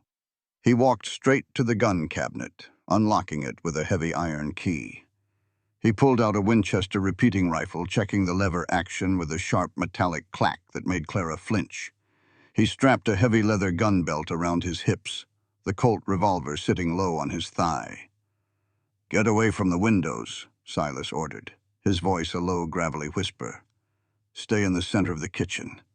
If you hear horses, you get under the floorboards where you found Mary's journal." Clara stood by the dead stove, her scarred hands clutching the lapels of his oversized coat. "What are you going to do?" "I'm going to wait," Silas said, his eyes scanning the dark horizon through the slit in the curtains. "Sterling is a coward. He won't come himself. He'll send his hired guns to burn us out before the sun comes up. He needs Ironwood empty before the federal marshals can ask questions." Clara nodded, her throat tight. She looked at the heavy Winchester rifle resting in Silas's hands. Just the sight of the blued steel brought the phantom scent of cigar smoke and spilled brandy to her nose. Her husband in Chicago had owned a collection of fine firearms. He had never shot a man, but he had often laid a cold revolver on the dining table while Clara ate, a silent, terrifying reminder of who held the power of life and death in their home. Guns were the tools of her tormentors. She had sworn she would never touch one. The hours crawled by. The cold seeped back into the cabin. Clara sat on the floor, her knees pulled to her chest, watching the steady rise and fall of Silas's shoulders as he stood vigil by the door. At 4:15 in the morning, the silence shattered. It didn't start with a gunshot.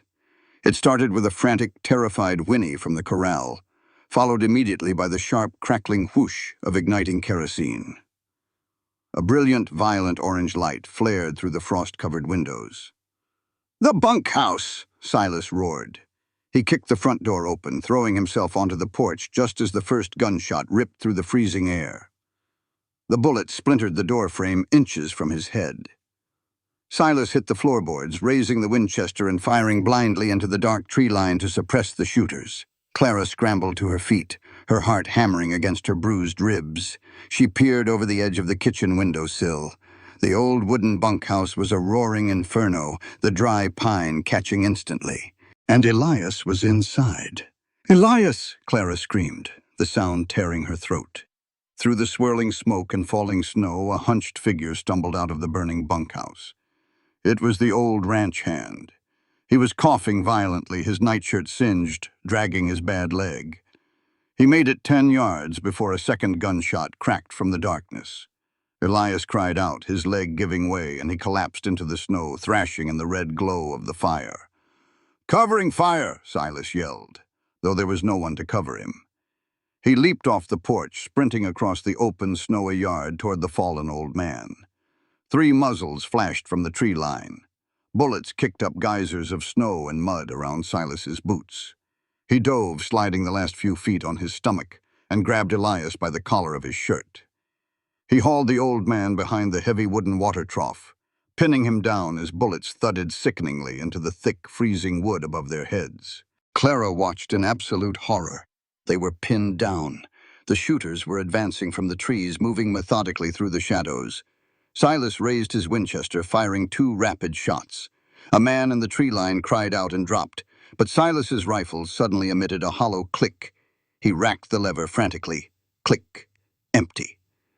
Silas dropped the rifle and drew his Colt revolver, but the range was too far for a handgun. The thugs were closing in, realizing he was out of long-range ammunition. In the cabin, Clara's eyes darted wildly. Sitting on the kitchen table, gleaming in the firelight, was Silas's spare rifle, a heavy lever-action repeater. Beside it was a cardboard box of brass cartridges. Clara stared at the gun, her lungs constricted. The room suddenly smelled like Chicago. She could feel the heavy oak door locking behind her. She could hear her husband's cruel laughter. "You are weak, Clara. You are nothing but a fragile, broken bird." Outside, a bullet shattered the top of the water trough, showering Silas and Elias in icy splinters. Silas fired his revolver, but he was losing the angle. He was going to die. No! The trembling stopped. The feral, desperate fire that had allowed her to swing an axe with blistered hands and pull a calf from freezing mud ignited in her chest. She was not in Chicago. She was Clara Vance of Ironwood Ranch, and no man would ever dictate her survival again. Clara lunged for the table. She grabbed the heavy rifle. The blued steel was freezing to the touch. She ripped open the cardboard box, her scarred, calloused fingers moving with frantic precision. She shoved the heavy brass cartridges into the loading gate, pushing past the resistance of the spring. 1, 2, 3, 4, 5. She grabbed a handful of extra shells, shoved them into her apron pocket, and ran for the door. She didn't stay inside and cower. She kicked the door open and stepped out onto the porch, fully illuminated by the raging fire of the bunkhouse. "Silas!" she screamed, her voice cutting through the roar of the flames. One of the thugs in the yard turned toward the porch, raising his pistol at the woman in the oversized coat. Clara didn't freeze. She brought the heavy stock of the Winchester up to her shoulder, pressing it hard against her bruised ribs. She didn't close her eyes. She sighted down the barrel, aimed at the dirt 2 feet in front of the advancing thug, and pulled the trigger. The recoil punched her shoulder with agonizing force, sending a shockwave through her chest. The gunshot deafened her. But the bullet hit the frozen ground with a massive spray of ice and dirt, directly in the thug's path. The man yelped, throwing his arms up and scrambling backward, diving behind a wagon wheel. Clara smoothly racked the lever, ejecting the smoking brass casing. It hit the porch planks with a sharp ting. She aimed again, tracking the second shooter near the tree line. "I have 5 more rounds," Clara screamed into the night, her voice echoing with absolute, terrifying authority. "The next one goes through your chest. Get off my land." The shooters hesitated. They had been paid to burn out a desperate cowboy and a crazy woman. They had not been paid to face a barricaded, heavily armed standoff with a woman who handled a repeater like a seasoned cavalryman. The element of surprise was completely gone. From the cover of the water trough, Silas fired 3 rapid shots from his Colt, dropping one of the thug's horses. That broke them. The leader shouted a curse, and the remaining men scrambled for the tree line, mounting their horses and vanishing into the snowy darkness. The silence rushed back in, broken only by the crackle of the burning bunkhouse. Clara slowly lowered the rifle. Her entire body was shaking so violently her teeth rattled. The heavy weapon slipped from her numb fingers, clattering onto the porch. Silas emerged from behind the trough, half carrying a groaning Elias. He hauled the old man up the porch stairs and into the cabin. Clara snapped out of her shock, rushing forward to clear the kitchen table. They laid Elias down. The old man was bleeding from a clean through-and-through gunshot wound to his calf. "Boil water," Silas ordered, tearing Elias's pant leg open to inspect the wound. "It missed the bone. He'll live." Clara moved mechanically, stoking the stove, fetching clean linens, and helping Silas bind the wound. Elias gritted his teeth, his pale, wrinkled face shining with sweat. "Damn cowards," Elias wheezed, gripping the edge of the table. "They burned my good boots." Silas tied off the bandage, his chest heaving. He turned slowly, his eyes locking onto Clara. She was standing by the wash basin, her hands covered in Elias's blood and gun oil. She looked terrified, exhausted, and utterly magnificent. Silas crossed the kitchen. He didn't speak. He took her bloody, trembling hands in his, lifted them to his mouth, and pressed a fierce, lingering kiss to her scarred knuckles. "You saved my life," Silas whispered, his storm-gray eyes burning with an emotion so deep it anchored her soul to the floorboards. Clara looked up at him, the ghost of Chicago finally permanently dead in her mind. "I told you, we don't run." Silas pulled her into a crushing embrace, burying his face in her neck. "Sterling is going to come tomorrow. When he realizes his men failed, he'll come with the sheriff. He'll try to take it by law."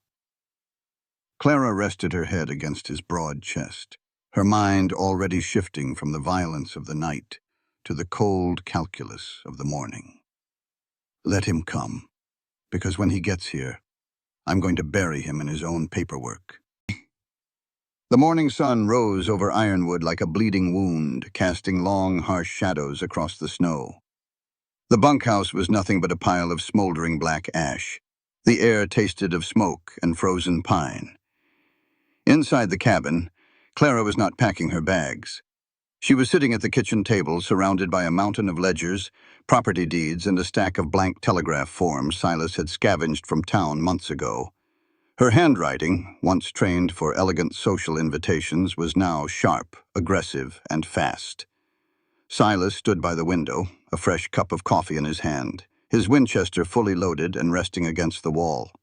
Elias was propped up in a rocking chair, his bandaged leg resting on a stool, a shotgun laid across his lap.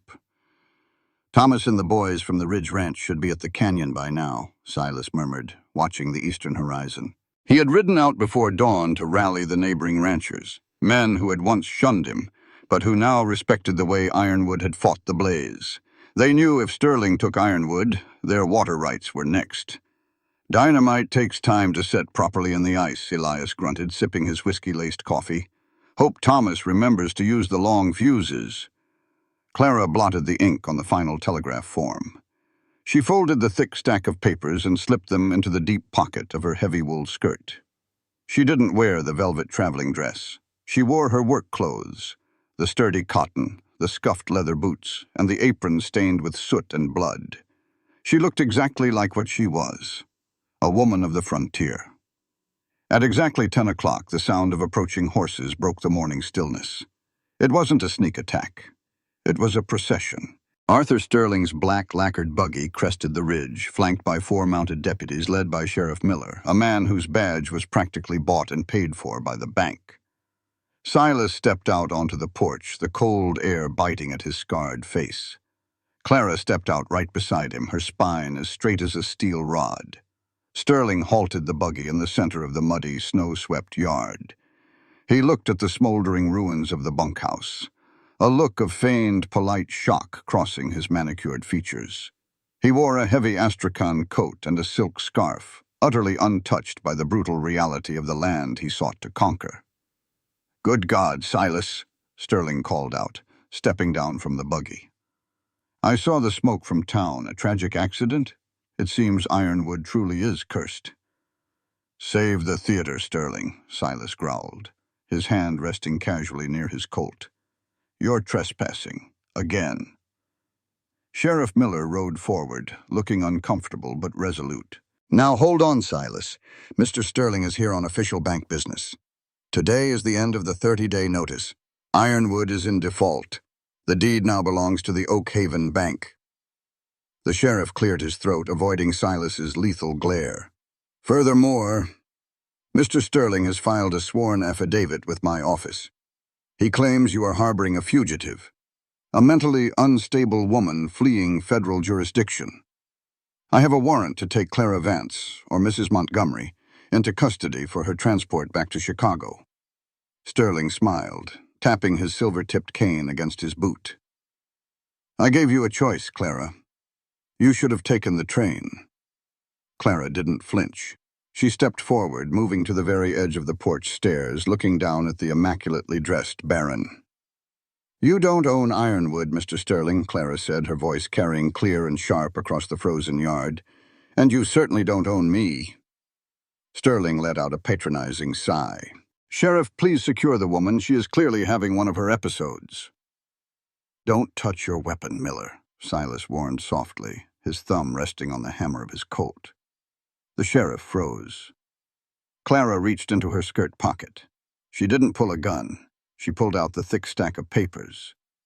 "I didn't take the train, Arthur, because I spent the night doing some reading," Clara began, her tone shifting into the cold, calculated cadence of a Chicago lawyer. "Specifically, the federal land grant stipulations for the Union Pacific Railroad expansion.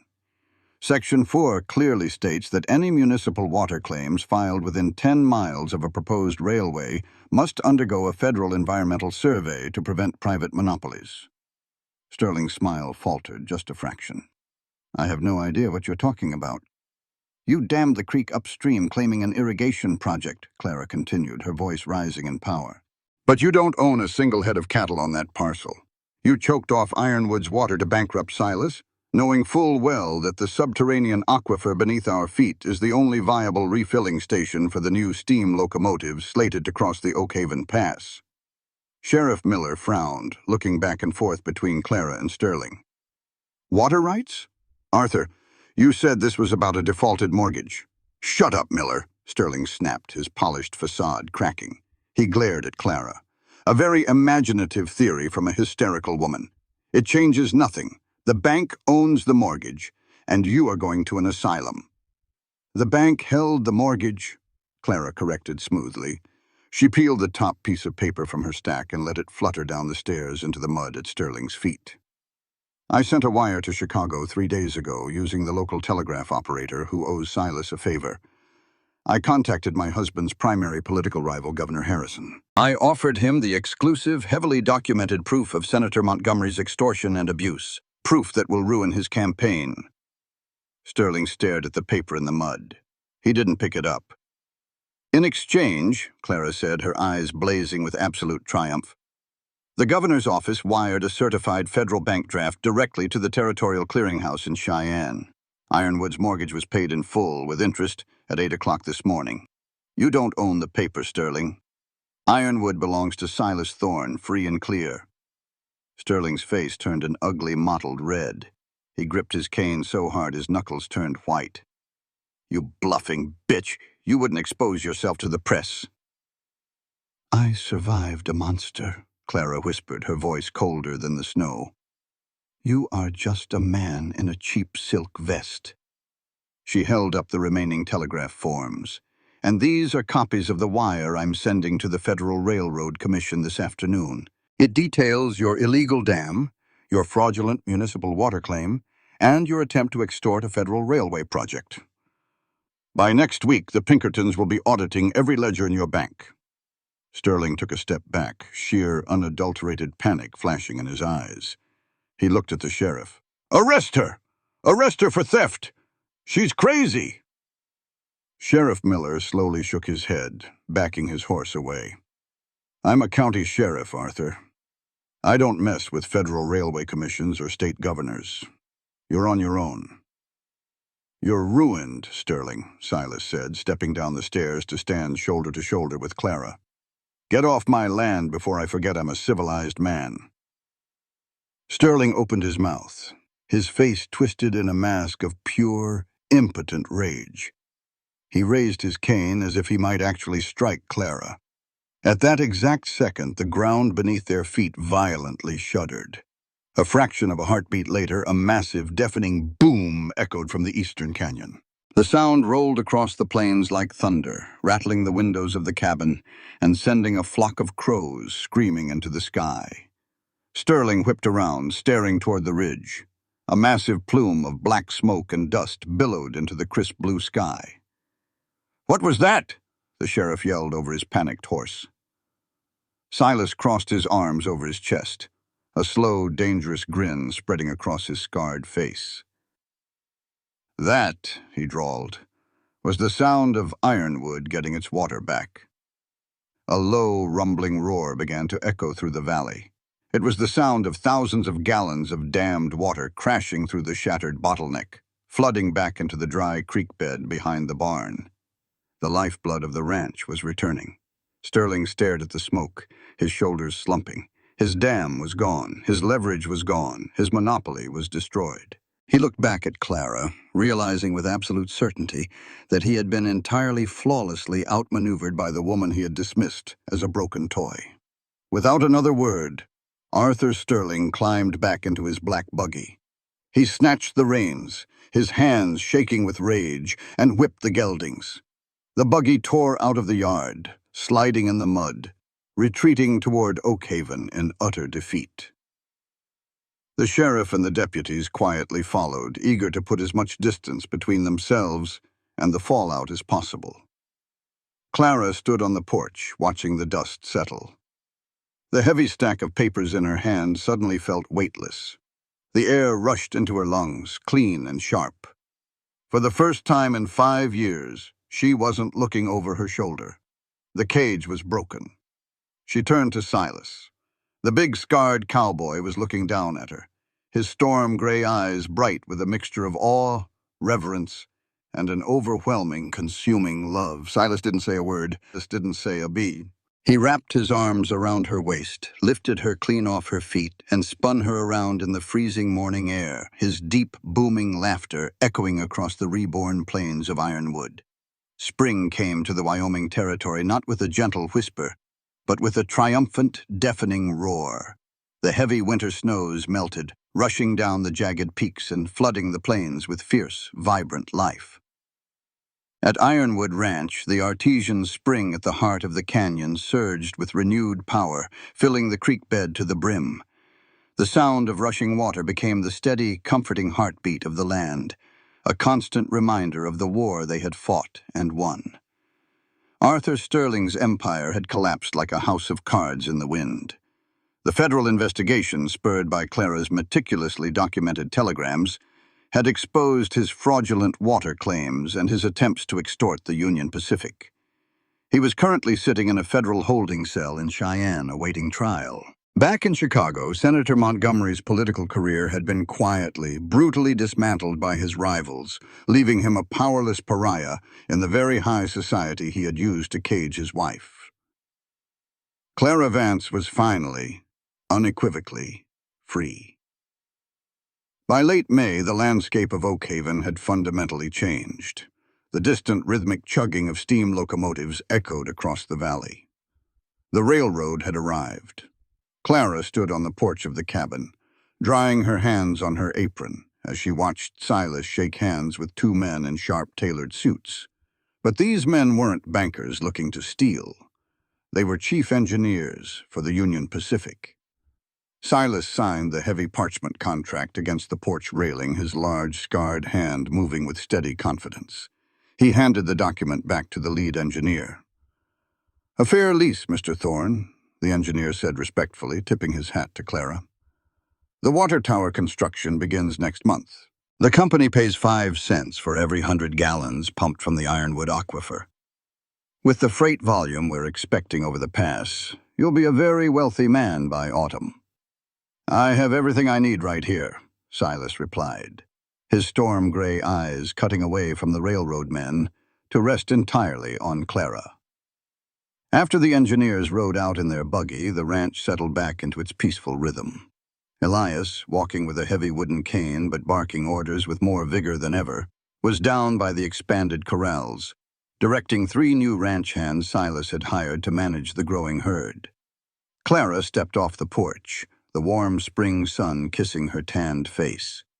She walked around the side of the cabin toward the woodpile. The mountain of pine logs was still there, a testament to the unending labor of the frontier. She reached down and picked up the heavy hickory-handled axe. Her hands didn't bleed anymore. The soft, manicured skin of the Chicago socialite had been replaced by tough, thick calluses. She swung the axe, her hips rotating smoothly, letting the weight of the iron do the work, just as Elias had taught her. The log split with a satisfying, echoing crack. "You're going to put the new boys out of a job if you keep swinging like that." Clara lowered the axe and turned. Silas was leaning against the corner of the cabin, his arms crossed over his broad chest. He wasn't wearing his heavy canvas duster today, just a simple cotton work shirt with the sleeves rolled up, revealing the thick, corded muscles of his forearms. The harsh, jagged scar on his brow was still there, but the dark, suffocating shadows that used to haunt his eyes had completely vanished. He walked toward her, his boots crunching softly against the dry dirt. He stopped right in front of the chopping block, entirely invading her space in that slow, deliberate way that always made her pulse hammer against her ribs. Silas reached out and gently took the heavy axe from her hands, tossing it aside. He didn't step back. Instead, he reached into the breast pocket of his shirt.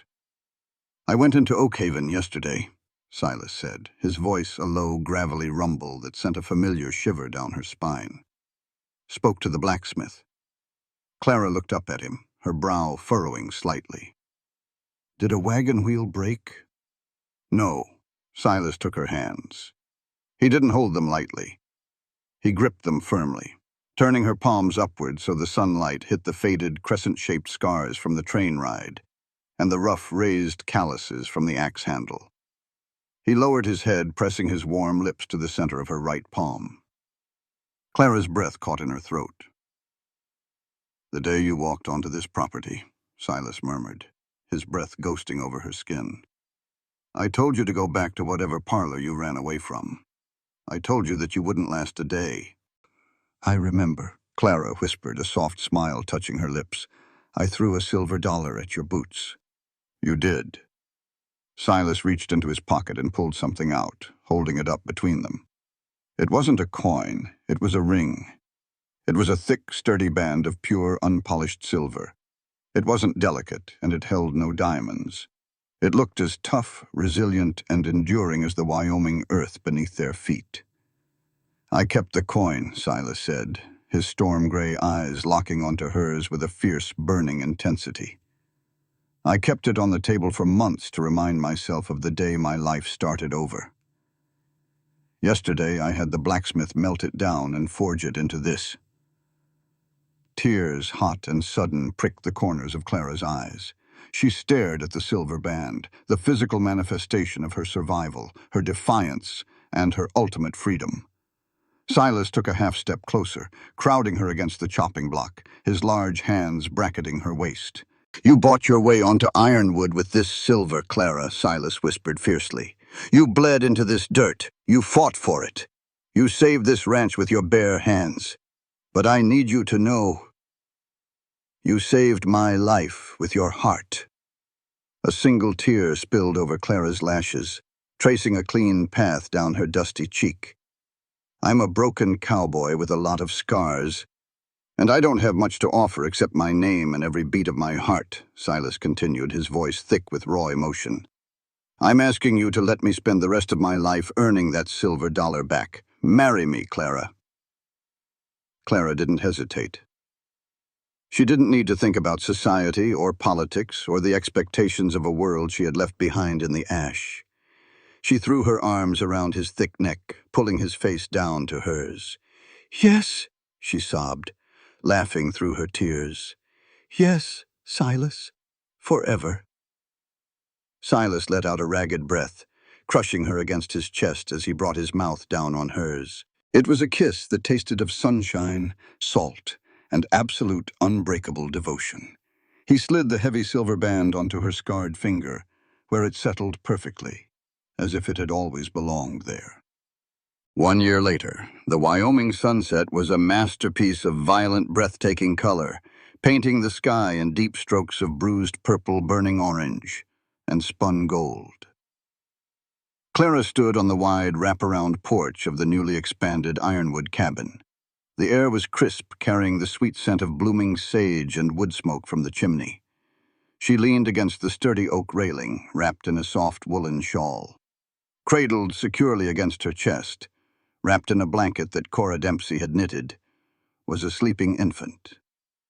Little Mary, named not in sorrow, but in profound, peaceful honor of a woman who had loved Ironwood enough to sacrifice for it. The baby had a shock of dark hair, and when she was awake, eyes the exact color of a summer storm. A low rumble of hooves drew Clara's attention toward the rolling hills of the eastern pasture. Silas was riding in. He sat tall and broad in the saddle of his massive roan, moving in perfect, effortless harmony with the animal. Behind him, the Ironwood herd grazed peacefully along the banks of the flowing creek, their silhouettes dark against the blazing horizon. Silas spotted her on the porch. Even from a distance, Clara could see the flash of his white teeth as a genuine, deep smile broke across his scarred face. He spurred the horse, closing the distance to the cabin at a steady lope. He dismounted by the hitching post, tossing the reins to one of the young hands, and took the porch stairs 2 at a time. He didn't bother dusting off his canvas coat. He walked straight to Clara, wrapping his massive arms around both her and their sleeping daughter. Silas pressed a soft kiss to the top of the baby's head, then brought his lips to Clara's, lingering there as the last rays of the sun dipped below the jagged mountain peaks. Clara rested her head against his broad chest, listening to the steady, powerful rhythm of his heartbeat. She looked out over the sprawling, thriving expanse of Ironwood Ranch. The land was alive. The creek was flowing. The ghosts were quiet. She looked down at her left hand, resting gently against her baby's back. The heavy silver band gleamed in the twilight, a stark contrast to her work-roughened skin. The ranch had needed her hands to survive the fire and the dust, but as Silas held her tighter, anchoring her to the earth and the sky, Clara knew the ultimate truth of the frontier. The broken cowboy had needed her love to heal, but it was his love that had finally, truly set her free. This content was carefully researched, developed, and manually edited by our team to deliver meaningful stories with valuable life lessons. Every narrative is crafted to entertain, inspire, and empower our audience. We believe that great stories can change lives, and we are committed to bringing you content that matters. Thank you for being part of our community.